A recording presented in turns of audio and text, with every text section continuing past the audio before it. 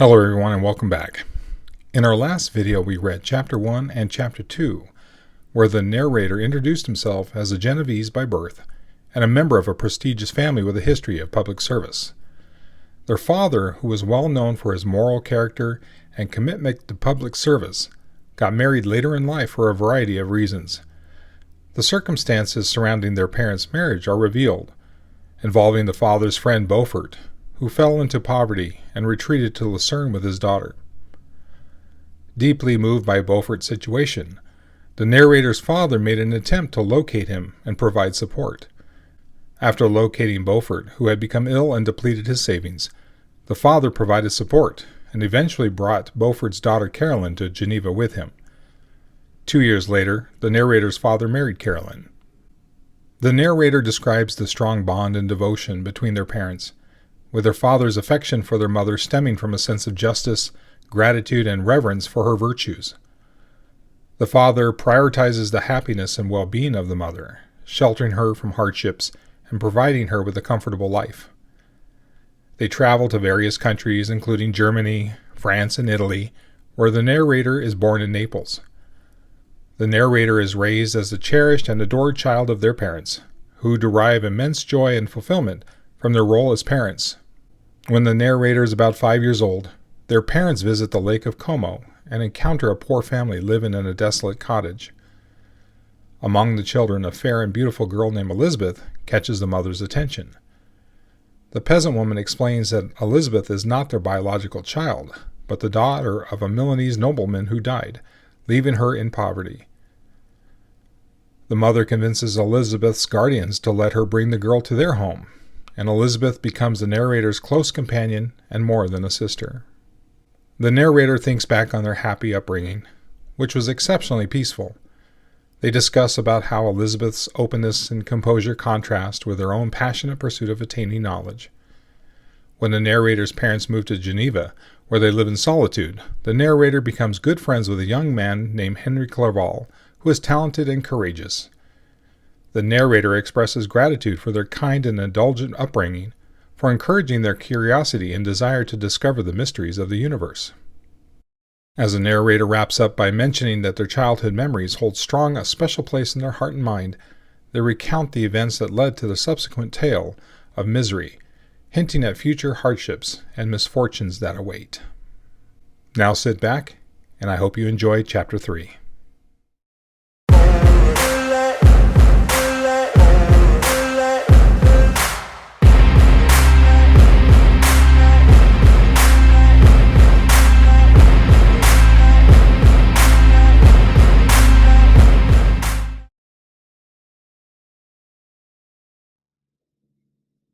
Chapter 3. When I had attained the age of 17, my parents resolved that I should become a student at the University of Ingolstadt. I had hitherto attended the schools of Geneva, but my father thought it necessary for the completion of my education that I should be made acquainted with other customs than those of my native country. My departure was therefore fixed at an early date, but before the date resolved upon could arrive, the first misfortune of my life occurred, an omen, as it were, of my future misery. Elizabeth had caught the scarlet fever. Her illness was severe, and she was in the greatest danger. During her illness, many arguments had been urged to persuade my mother to refrain from attending upon her. She had at first yielded to our entreaties, but when she heard that the life of her favorite was menaced, she could no longer control her anxiety. She attended her sickbed. Her watchful attentions triumphed over the malignity of the distemper. Elizabeth was saved, but the consequences of this imprudence were fatal to her preserver. On the third day my mother sickened. Her fever was accompanied by the most alarming symptoms, and the looks of her medical attendants prognosticated the worst event. On her deathbed, the fortitude and benignity of this best of women did not desert her. She joined the hands of Elizabeth and myself. "My children," she said, "my firmest hopes of future happiness were placed on the prospect of your union. This expectation will now be the consolation of your father. Elizabeth, my love, You must supply my place to my younger children. Alas, I regret that I am taken from you, and happy and beloved as I have been, is it not hard to quit you all? But these are not thoughts befitting me. I will endeavor to resign myself cheerfully to death, and will indulge a hope of meeting you in another world. She died calmly, and her countenance expressed affection even in death. I need not describe the feelings of those whose dearest ties are rent by that most irreparable evil, the void that presents itself to the soul, and the despair that is exhibited on the countenance. It is so long before the mind can persuade itself that she, whom we saw every day, and whose very existence appeared a part of our own, can have departed forever, that the brightness of a beloved eye can have been extinguished, and the sound of a voice so familiar and dear to the ear can be hushed, never more to be heard. These are the reflections of the first days. But when the lapse of time proves the reality of evil, then the actual bitterness of grief commences. Yet from whom has not that rude hand rent away some dear connection? And why should I describe a sorrow which all have felt and must feel? The time at length arrives when grief is rather an indulgence than a necessity, and the smile that plays upon the lips, although it may be deemed a sacrilege, is not banished. My mother was dead, but we had still duties which we ought to perform. We must continue our course with the rest, and learn to think ourselves fortunate, whilst one remains whom the spoiler has not seized. My departure for Ingolstadt, which had been deferred by these events, was now again determined upon.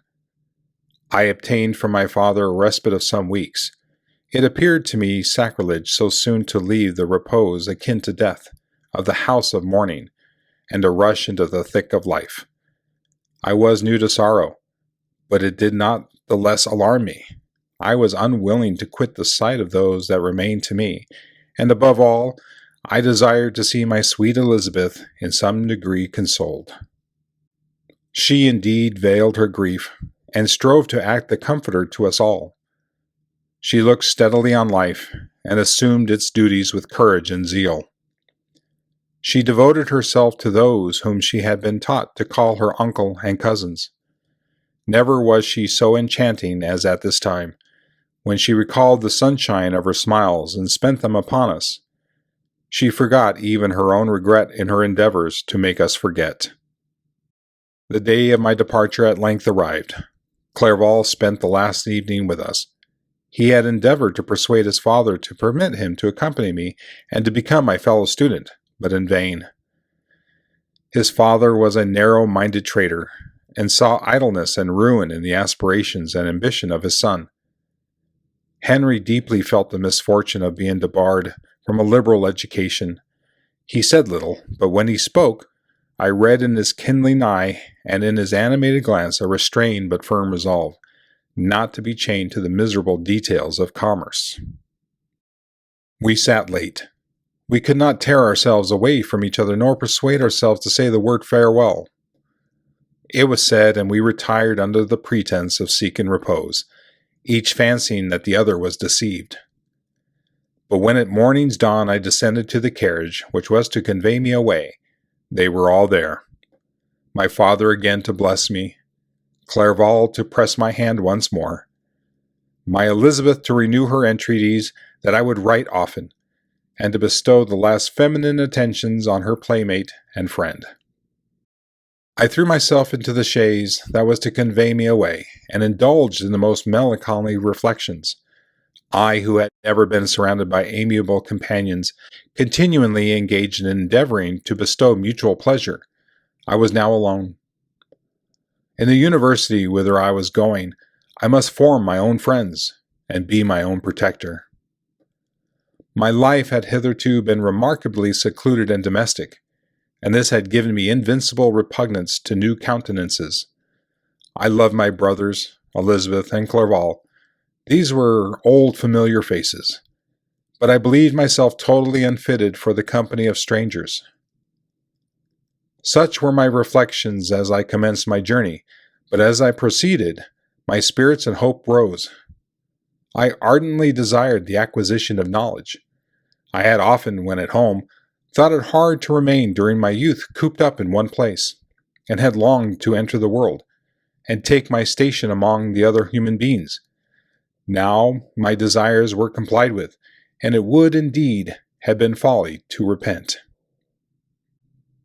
I had sufficient leisure for these and many other reflections during my journey to Ingolstadt, which was long and fatiguing. At length the high white steeple of the town met my eyes.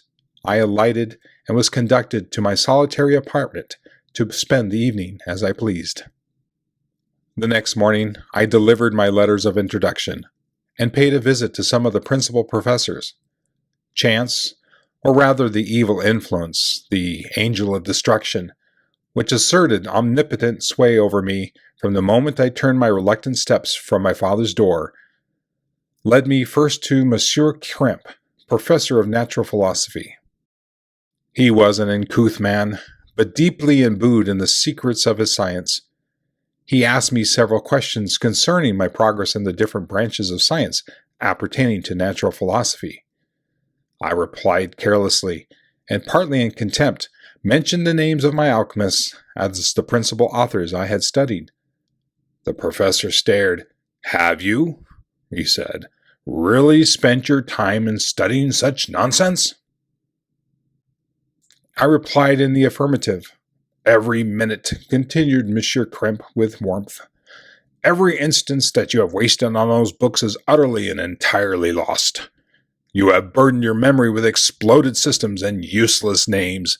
Good God, in what desert land have you lived, where no one was kind enough to inform you that these fancies, which you have so greedily imbibed, are 1,000 years old, and as musty as they are ancient? I little expected in this enlightened and scientific age to find a disciple of Albertus Magnus and Paracelsus. My dear sir, you must begin your studies entirely anew." So saying, he stepped aside, and wrote down a list of several books treating of natural philosophy, which he desired me to procure, and dismissed me, after mentioning that in the beginning of the following week he intended to commence a course of lectures upon natural philosophy in its general relations. Add that Monsieur Waldman, a fellow professor, would lecture upon chemistry the alternate days that he omitted. I returned home not disappointed, for I have said that I had long considered those authors useless whom the professor reprobated, but I returned not at all the more inclined to recur to these studies in any shape. Monsieur Krempe was a little squat man, with a gruff voice and a repulsive countenance. The teacher, therefore, did not prepossess me in favor of his pursuits. In rather a too philosophical and connected a strain, perhaps, I have given an account of the conclusions I had come to concerning them in my early years. As a child, I had not been content with the results promised by the modern professors of natural science. With a confusion of ideas, only to be accounted for by my extreme youth, and my want of a guide on such matters, I had retrod the steps of knowledge along the paths of time, and exchanged the discoveries of recent enquiries for the dreams of forgotten alchemists. Besides, I had a contempt for the uses of modern natural philosophy. It was very different when the masters of the science sought immortality and power. Such views, although futile, were grand, but now the scene was changed. The ambition of the inquirer seemed to limit itself to the annihilation of those visions on which my interest in science was chiefly founded. I was required to exchange chimeras of boundless grandeur for realities of little worth. Such were my reflections during the first 2 or 3 days of my residence at Ingolstadt, which were chiefly spent in becoming acquainted with the localities and the principal residents in my new abode. But as the ensuing week commenced, I thought of the information which Monsieur Krempe had given me concerning the lectures, and although I could not consent to go and hear that little conceited fellow deliver sentences out of a pulpit, I recollected what he had said of Monsieur Waldman, whom I had never seen, as he had hitherto been out of town. Partly from curiosity and partly from idleness, I went into the lecturing room, which Monsieur Waldman entered shortly after. This professor was very unlike his colleague. He appeared about 50 years of age, but with an aspect expressive of the greatest benevolence. A few gray hairs covered his temples, but those at the back of his head were nearly black. His person was short but remarkably erect, and his voice the sweetest I had ever heard. He began his lecture by a recapitulation of the history of chemistry and the various improvements made by different men of learning, pronouncing with fervor the names of the most distinguished discoverers. He then took a cursory view of the present state of the science and explained many of its elementary terms. After having made a few preparatory experiments, he concluded with a panegyric upon modern chemistry, the terms of which I shall never forget. "The ancient teachers of this science," said he, "promised impossibilities and performed nothing. The modern masters promise very little. They know that metals cannot be transmuted, and that the elixir of life is a chimera, but these philosophers, whose hands seem only made to dabble in dirt, and their eyes to pore over the microscope or crucible, have indeed performed miracles. They penetrate into the recesses of nature and show how she works in her hiding places. They ascend into the heavens. They have discovered how the blood circulates and the nature of the air we breathe. They have acquired new and almost unlimited powers. They can command the thunders of heaven, mimic the earthquake, and even mock the invisible world with its own shadows." Such were the professor's words, rather let me say, such the words of fate, announced to destroy me. As he went on, I felt as if my soul were grappling with a palpable enemy. One by one the various keys were touched which formed the mechanism of my being. Chord after chord was sounded, and soon my mind was filled with one thought, one conception, one purpose. "So much has been done," exclaimed the soul of Frankenstein. "More, far more will I achieve. Treading in the steps already marked, I will pioneer a new way, explore unknown powers, and unfold to the world the deepest mysteries of creation." I closed not my eyes that night. My internal being was in a state of insurrection and turmoil. I felt that order would thence arise, but I had no power to produce it. By degrees, after the morning's dawn, sleep came. I awoke, and my yesternight's thoughts were as a dream. There only remained a resolution to return to my ancient studies, and to devote myself to a science for which I had believed myself possess a natural talent. On the same day, I paid Monsieur Waldman a visit. His manners in private were even more mild and attractive than in public, for there was a certain dignity in his mien during his lecture, which in his own house was replaced by the greatest affability and kindness. I gave him pretty nearly the same account of my former pursuits as I had given to his fellow professor. He heard with attention the little narration concerning my studies, and smiled at the names of Cornelius Agrippa and Paracelsus, but without the contempt that Monsieur Krempe had exhibited. He said that these were the men to whose indefatigable zeal modern philosophers were indebted for most of the foundations of their knowledge. They had left to us as an easier task to give new names and arrange in connected classifications the facts which they in a great degree had been the instruments of bringing to light. The labors of men of genius, however erroneously directed, scarcely ever fail in ultimately turning to the solid advantage of mankind. I listened to his statement, which was delivered without any presumption or affectation, and then added that his lecture had removed my prejudices against modern chemists. I expressed myself in measured terms, with the modesty and deference due from a youth to his instructor, without letting escape inexperience in life would have made me ashamed, any of the enthusiasm which stimulated my intended labors. I requested his advice concerning the books I ought to procure. "I am happy," said Monsieur Waldman, "to have gained a disciple, and if your application equals your ability, I have no doubt of your success. Chemistry is that branch of natural philosophy in which the greatest improvements have been and may be made. It is on that account that I have made it my peculiar study, but at the same time I have not neglected the other branches of science. A man would make but a very sorry chemist if he attended to that department of human knowledge alone. If your wish is to become really a man of science, and not merely a petty experimentalist, I should advise you to apply to every branch of natural philosophy, including mathematics." He then took me into his laboratory and explained to me the uses of his various machines, instructing me as to what I ought to procure, and promising me the use of his own when I should have advanced far enough in the science not to derange their mechanism. He also gave me the list of books which I had requested, and I took my leave. Thus ended a day memorable to me. It decided my future destiny.